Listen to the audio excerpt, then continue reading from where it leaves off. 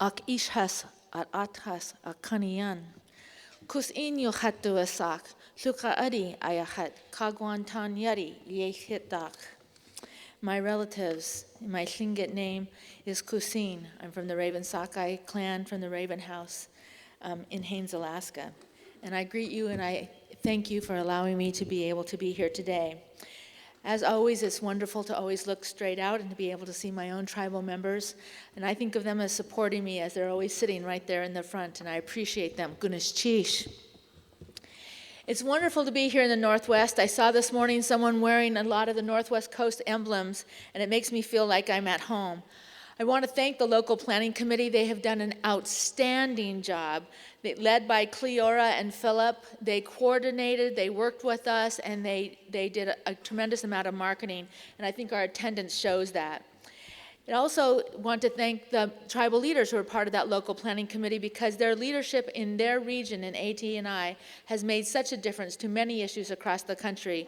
And I'm honored to be able to be here, hosted by the AT&I tribes, and certainly looking to Fawn Sharp, their new president, and her work that she'll be able to contribute to the NCAI board and the NCAI leadership. My job here today is to reflect on where we are as Native people from the view that I see most often, and that is that view from the nation's capital. It's no secret that we have a daunting time for tribal nations, but like our founding members almost 70 years ago, it is also a time of great hope and possibility. We have unprecedented access to the administration, and we have opportunities to influence Congress while in Washington is struggling to get anything done. And I will also close my remarks by thinking about how we can build a better future for our tribal communities. So where are we? It's really a daunting time in Washington, D.C. You heard from the previous speakers this morning. This is about the budget and about partisan gridlock. I can't tell you how many times, and I've lost count, quite frankly, on the near misses of a default or a government shutdown. Well, all these events are daunting for what it means in the short term. The long term is even more concerning. Regardless of who wins this presidential election in 2012, and actually for the next decades to come, the budget situation is going to be tight. And tribes will need to work hard to protect our programs and to innovate in our programs to serve our people more effectively through these tough budget times. As many of you know, Congress passed the Budget Control Act, which requires 12 members of Congress to develop a proposal to reduce the deficit by $1.5 trillion or more over the next 10 years. If they fail, automatic cuts will take place. These cuts are already in the $1 trillion savings from the capping discretionary spending through 2021, excuse me. Now in the news and even at meetings this week, you hear terms such as sequestration and the super committee. But what it really comes down to this is Indian country is at the crosshairs, and we must be ready to fight for our communities. As President Keel said in his message, the trust responsibility is not a discretionary issue. When we signed treaties and entered into agreements, when this nation included tribes into the Constitution, it was not a discretionary commitment, it was a solemn promise. But the reality is, our programs are funded in the shrinking portion of the federal budget. And these slides that I have now will show you how serious some of these things are. Once the budget takes effect, it will only take 2 years for discretionary spending to drop to its lowest level since 1971. As this graph shows, it will just keep on dropping. The next slide shows that mandatory spending, the entitlement programs, Medicaid, Medicare, Social Security, will crowd out the portion of budget available for discretionary spending where our programs come from. I know some of you find these numbers interesting, and maybe some of you think this part of it is quite boring, but the question many of you are asking, so what does this mean to us? What does it mean to Indian country? And that's exactly the right question. This next slide shows the potential impact of budget cuts if Congress reduces discretionary spending by 16% across the board. The BIA budget would be reduced close to $370 million. We also know programs like NAHASDA would be reduced by more than $110 million. These are real dollars for our communities. If we want our kids to receive quality education, if we want our people to live in safe, affordable housing, if we want roads and bridges, if we want access to broadband to build 21st century businesses, we must fight for this spending. The news reports say that there are Washington lobbyists are spending millions of dollars trying to be able to influence the supercommittee. And of course, the supercommittee is limiting themselves to have access to this pressure. But we need to act decisively and to ensure that our voices are heard in Washington, D.C. We need to share these messages with our tribal leaders about the budget. 1, hold Indian country harmless from funding cuts. 2, avoid further non-defense discretionary cuts. And 3, adopt a balanced approach to deficit reduction. So what can we do in this budget environment? In light of the troubling times, it will be critical for us to advocate for program flexibility and energetically pursue new revenues. We know this is not an environment where we can come and say we need more money, but we want to be able to have access to existing programs that we may not have access to, or have those kind of flexibilities in the programs that allow us to administrate the programs more efficiently and effectively. We know our federal partners are looking at that. They've worked inside themselves. Last week I was speaking at a broadband breakfast in the morning session, and prior to me speaking, we had the Deputy Secretary for USDA for rural programs, and he said, you know, with the committee of the jurisdiction, and they sent a letter, the Committee of Jurisdiction sent a letter over to the super committee that said, there are, 50-some rural programs. If we broaden the definitions around those programs, we could still provide the same services, but we could cut it down to maybe 20 programs. That allows us broadened flexibility and less administrative burden. Those are the kinds of things, recommendations that are being sought in Washington, D.C. And I think this is an important piece for Indian country to step up. In recent meetings we've had with the White House that Kim Teehee has hosted, we had conversations about these program flexibilities and access to capital, broadband expansion, workforce development. And we have asked other groups in Indian country to give those kinds of recommendations. It's important for Indian country to be part of the message when this country, when Washington, D.C. is talking about jobs and the economy. We want to be able to put real solutions on the table for consideration as these issues get considered and debated.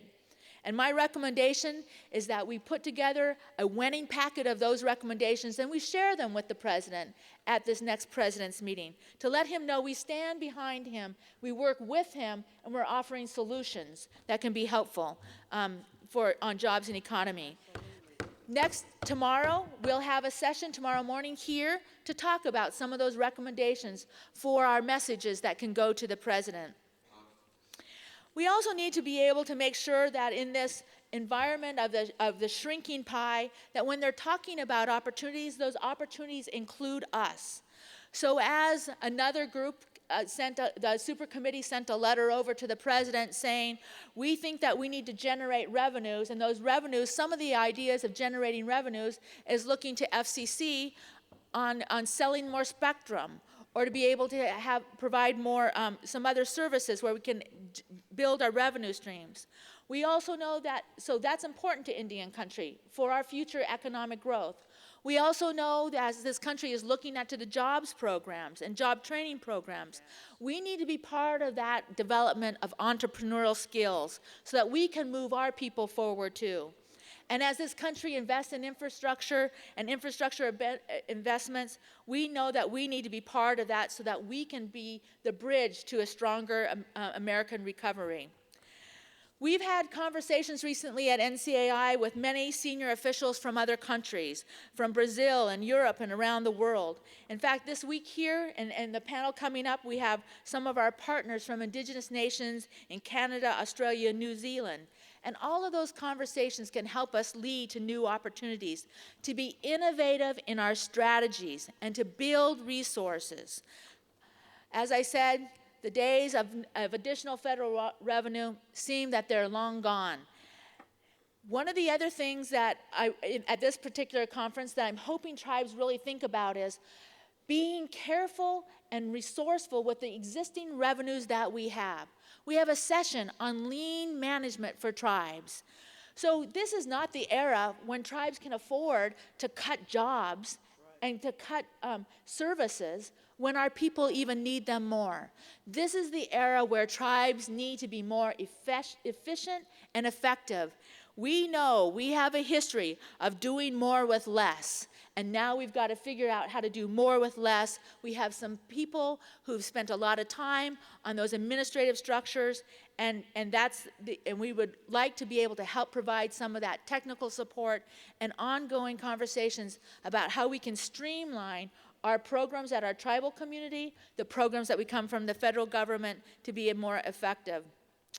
In addition to that, we want to be able to look towards the regular marketplace, beyond just the federal marketplace or the federal tools. We need to broaden our horizons with those companies that run America. We need to be able to look at that global marketplace and what is Indian country's niche within those areas. I have just recently hired a new economic development director. She's not here this week. Her name is Leslie Willock. She's a NIDA from Wisconsin, but she has spent her career working in business in America, and we're hoping that she will help us launch that initiative to move forward. So in addition to those pieces of the jobs and economy, we still have the core work of NCAI that we have to advocate in Washington, D.C. Jefferson talked a little bit about unity. It was an important week for us to come together around key issues. The carciary fix, the clean carciary fix, is still at the top of our agenda, and we continue to move that forward. The legislation is still pending in the House and in the Senate, and we are encouraging tribes to maintain that vigilant effort on that message at every trip that you take to Washington, D.C. Another major issue for us is the violence against Native women. It's a priority to get the reauthorization of this act forward. In fact, right now, we have people who will be distributing 2 documents for you. One is your action document, what can you do? And 2 is the background about this issue so that you know that you have the important information to do that. The Save Native Women Act will be introduced later this week, and it has key tribal-specific amendments that we've been waiting for. But the most difficult thing for us right now is that the current considerations of the larger bill, the Violence Against Reauthorization larger bill, there's talk in Washington, D.C. that they wanted a clean reauthorization, no new amendments. It is very important for Indian country that we get the amendments that we're asking for. We need you to call your senators. We need you to call your representatives in Congress to include the recommendations, the VAWA reauthorization recommendations that are being provided and included in the Save Native Women Act. So please take a look at those papers that are being distributed and take action. There's some other issues. Of course, the American Jobs Act, NCAI supports the President and the administration for acknowledging the importance of tribes being included for funding in the critical parts of the American Jobs Act. We went on record very early to encourage Congress to pass the American Jobs Act and to address the job crisis that we've been facing in our Native communities for generations. We support the tribal governments to create jobs for tribal citizens and their non-Native neighbors across our nation. It only strengthens us. One of the significant features within the act is that it provides $310 million in formula funding for tribes that would be added to the Reservation Roads Program and $7.5 million for tribal transit programs. However, in the bill, there's still much more work to be done. Tribes are not included in a couple of key provisions, and we need to get them included. Our tribal education departments don't have access to funding like other governments to prevent teacher layoffs and to hire new educators. Tribal governments don't have access to some of the critical infrastructure components of the bill, the infrastructure bank and the project rebuild. Once again, we have to have a united voice to administration and Congress to include tribes like other governments are included in these bills. Tribes have to be named and explicitly included. We have some other legislative priorities. For example, this week, for example, the ESEA Reauthorization to deal with our children's education. NCAI earlier this year partnered with USET and NIEA to draft the Native Class Act. This bill was drawn from 10 years of comments from tribes and tribal schools since No Child Left Behind was enacted in 2001. As a result, this was Indian Country's education bill. Unfortunately, earlier this month, Senator Harkin and his Help Committee marked up the Elementary and Secondary Education Act reauthorization, and their version completely ignored any Indian Country provisions. We have been working with some key members in Congress to be able to help put some of those amendments in the bill, but we certainly have other opportunities to influence this final bill before it gets passed. Once again, now is the time. We need you to put pressure on your senators and your representatives if Indian Country's priorities are going to be considered in the ESEA reauthorization. On 8A, government contracting, an important tool for us to be able to diversify our tribal economies. We have work to do to protect the Native contracting as a critical strategy to grow our economies and invest in the next generation. As many of you know, the Small Business Act amendments, H.R. 596 and Senate Bill 236 are under consideration to eliminate the preferences and special rules for Alaska Native corporations under the program under the Section 8A of the Small Business Act. This is one area where especially important for tribes and ANCs and Native Hawaiian organizations, and we need to be united in support for this program. We need to send a message loud and clear to our congressmen and senators that now is not the time to take away the tools that can strengthen our tribal economies. The transportation bill is being also looked at and focused and being considered. And the Senate Committee on Indian Affairs is preparing a draft on specific tribal provisions, and we are working with them to include the provisions that you have talked about and shared with us for many time over and over again. We have to underscore the need for transportation-related jobs and capacity building, infrastructure development in tribal communities, and strategies to address the problems of highway safety. This specific tribal legislation will be introduced in November, is planned to be introduced in November, and we hope that you'll work with us to help move that forward. The Farm Bill is also another big piece that is due to be reauthorized in 2012. And in your legislative packet, there's an outline of the current provisions of the Farm Bill. There is a lot included in the Farm Bill. It is huge, and we really need your help. We want to put together an Indian title. We have a draft of that Indian title. If you go to NCAI's website, you can see it. At this conference, we are asking the committees to specifically give us recommendations around the variety of pieces that are included in the Farm Bill. But we need to fill those empty spaces so that we will have a Farm Bill that represents and has a title from Indian Country. We're working on Indian energy, and we have hopes for the recently released Tribal Energy and Self-Determination Act. We want to encourage Congress to be able to move this vehicle with any moving vehicle so that Indian and Native American energy opportunities will be able to be furthered and can develop. And of course, tax issues is an ongoing issue. We've been partnering with some of our partners once again to have a series of meetings around Indian Country on tax issues. We look forward to hearing from our partners at Treasury and the IRS that are here this week to have a dialogue with us about the scope of our priorities and tax benefit challenges that we've been having. But we have a large tax agenda, and please help follow the tax agenda with us. And we'll be talking about that a little bit in the tax committee for those of you who want to know more specific pieces. Most importantly, I just want to remind everybody that we do our best work when we're working and fighting together for the same common area and the same common direction. So the most important thing that we can do is we can unite. Working together, the work that we did on unity a couple weeks ago was a good example of not just NCAI membership, but NCAI membership and our partners coming together. Navajo Nation, the Hawaiians, AFN of Alaska, all joining together around common things and making a good, strong stance in Washington, D.C. We can participate. We saw last year 2 different messages about the impact of Native Vote. And we're launching our Native Vote effort here tonight with our Scary If You Don't Vote Halloween party. But in Alaska, we're showing that Alaska stood together and they made a difference. They made a difference. They elected Lisa Murkowski, and every single time she speaks about her election, she attributes it to the natives and Native Vote that'd be able to make history in this nation about getting her elected. But on that same day in Montana, 3 of our 9 state legislators lost their seats.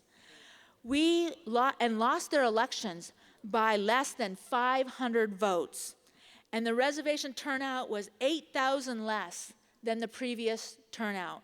We can't afford to go backward. It is very important in this critical time in Washington, D.C., that we let our voice be heard through our votes. We must organize, we must stay organized, we must turn out the vote. We have on your lanyards right here, in this little jump drive that you have, every single one of you have a Native Vote toolkit. You can take that home, you can read that toolkit, you have the tools to be able to implement it in your tribe, in your community, in your village, in your family. That's your Native Vote toolkit that's inside there. Before I get to my conclusion, I just want to thank the NCAI staff. We have an incredible number of staff. I don't want to have them all stand up because they're not all in here. They're working registration. They're in other areas. But the NCAI staff,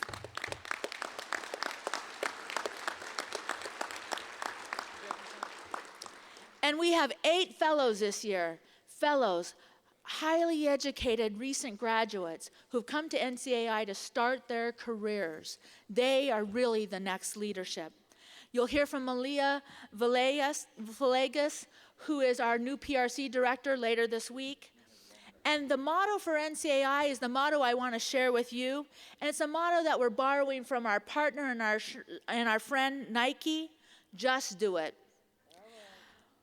Over the last 6 months, we've had amazing opportunities to interact with some Indigenous leaders.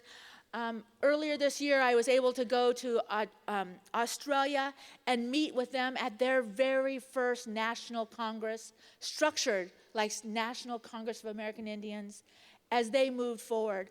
2 weeks ago, I was able to meet with a room full of Indigenous leaders from Peru. And every time and every place I talk to other Indigenous leaders across the world, they say, how did NCAI get to be the organization that it is? What is it that you do? And I tell them, we come together as tribal leadership. We unite in our message. We participate in the system in a winning environment, and we just do it. Goodness Chish. All right.